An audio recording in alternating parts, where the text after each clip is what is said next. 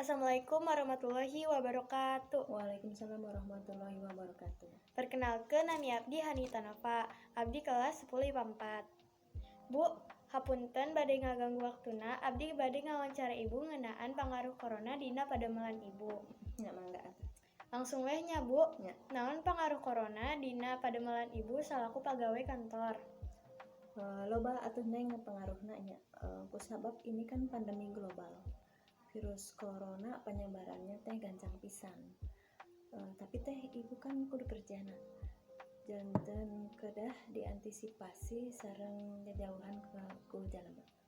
Kumaha nya antisipasinya teh deh teu kena virus corona ieu? Loba atuh neng nyeseuh leungeunna sering nya anu sering terus nganggo masker, hand sanitizer, terus jajauhan ku jelema jarakna 1 hingga 2 meter.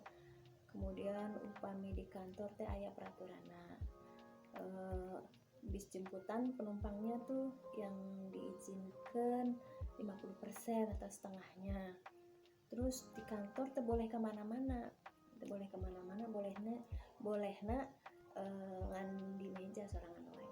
Oh, saha wae nya anu pikeun di minta nurutkeun cara ieu teh? Sadayana karyawan teh kudu tiasa ya teu ngalakukeun eta. Ti iraha cara ieu teh dilaksanakeun?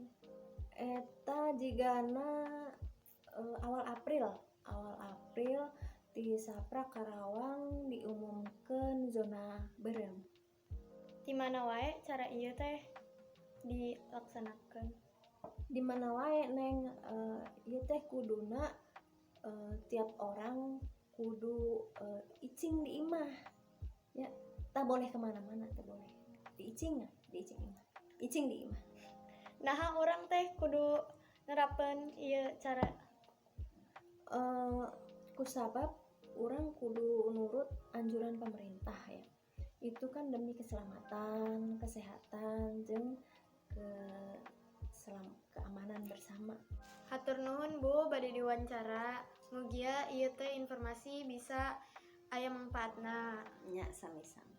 Sakitu wae anu bisa diinformasikeun. Mohon maaf apabila ada kesalahan kata atau kalimat. Terima kasih. Assalamualaikum warahmatullahi wabarakatuh. Waalaikumsalam.